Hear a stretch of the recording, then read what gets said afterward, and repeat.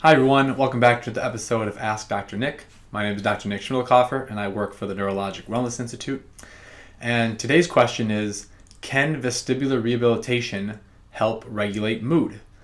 And the answer is yes. Vestibular stimulation is really important in improving a lot of areas in your brain.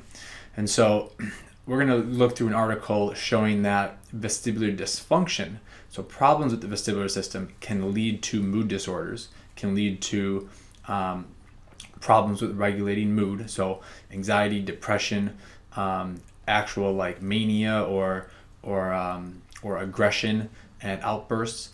And therefore, if vestibular dysfunction can cause that, well then vestibular stimulation can possibly improve that.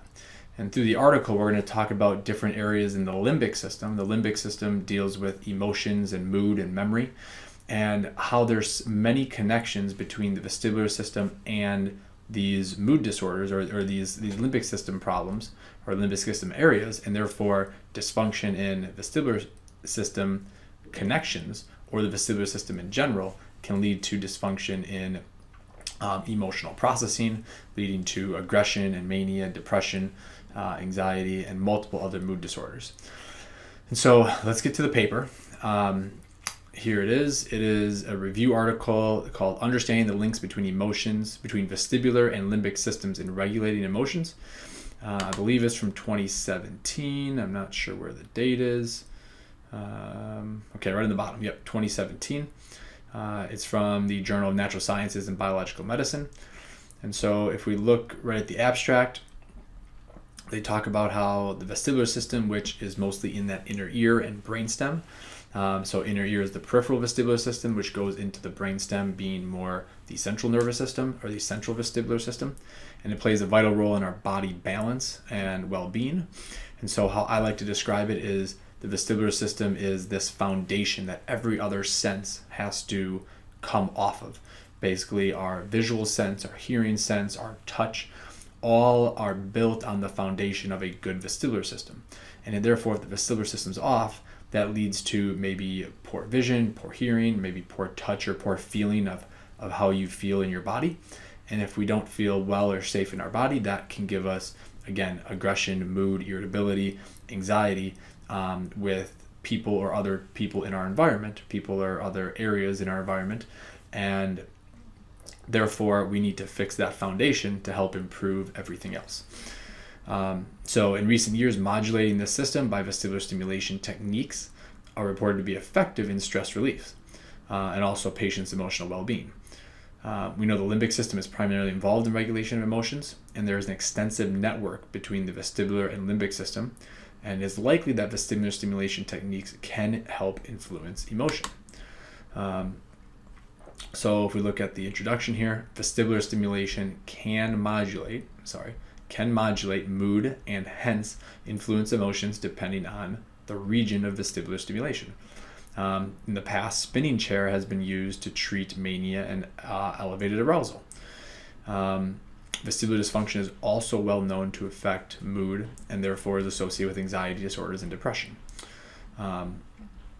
Projections to the limbic system and insula are common with vestibular stimulation, along with the cingulate gyrus, the hippocampus, the parabrachial nucleus, the cerebellum, brainstem, diencephalic, so hypothalamus, and amygdala cells. Basically, vestibular stimulation affects a lot of our brain.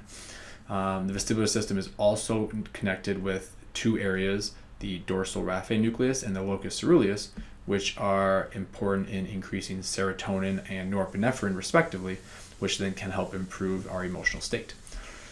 So as we look through here, basically vestibular stimulation influences emotions through modulating the cerebral cortex, so our bigger brain. The vestibular nucleus can act as relay stations up into that area. The limbic system in vestibular stimulation also helps to influence emotions, and so we know the limbic system again is involved in emotional regulation, and vestibular stimulation can activate the limbic system and the cortex, that bigger brain, providing this neuroanatomical and possibly even neurochemical link with the serotonin, dopamine, and norepinephrine. They talk about the hypothalamus. With the hypothalamus is really important regulation of salt and water balance, food or appetite, and temperature regulation. And so it can really improve there as well. Other things the article talks about is how vestibular stimulation regulates the autonomic nervous system. So like our fight or flight or rest and digest. We know that vestibular system influences autonomic regulation through these vestibular autonomic networks, and therefore autonomic malfunction can be reported as a reported probable cause of vertigo. Some people that get lightheadedness is due to autonomic dysfunction, or even dizziness could be it. And then lastly, vestibular stimulation influences emotions through regulating higher centers. Again, bigger brain areas, which I'm going to show here in a sec. Activation of the insula was reported to have influence our subjective feelings, which may also be involved in those limbic system networks. And then the anterior cingulate cortex and prefrontal cortex, again, I'll show you that here in a sec, has been long thought to play a critical role in emotional processing, and we know the vestibular stimulation can influence that. So here is a picture of the limbic system. Basically this is one cross section of the brain. So when that's a cross section, it is a straight like longitudinal section. So it's like if we're cutting like this, and then we turn to the side, and it's just the middle of the brain. And so we have the cerebellum here in the back, we have the brainstem, we have the neocortex or cerebral cortex. And so of the cerebral cortex, the frontal lobe, the cingulate gyrus, the parahippocampal gyrus, all involved in the limbic system. The purple here is the fornix and hippocampus. Sorry, the purple here is the corpus callosum, but the hippocampus comes down this way. It doesn't truly connect like that, but the fornix connects to it. And then the hypothalamus and thalamus is right in here. So thalamus here, hypothalamus down this region. And we know the brainstem is where those vestibular nuclei are, and they have projections up into the middle of the brainstem for areas for like norepinephrine, dopamine, serotonin synthesis that project everywhere else. They also project to the cerebellum. They project up here into the hypothalamus and thalamus, and they project directly and indirectly to the frontal lobe and the cingulate gyrus, paracampal gyrus, all affecting the limbic system, which can therefore improve mood regulation.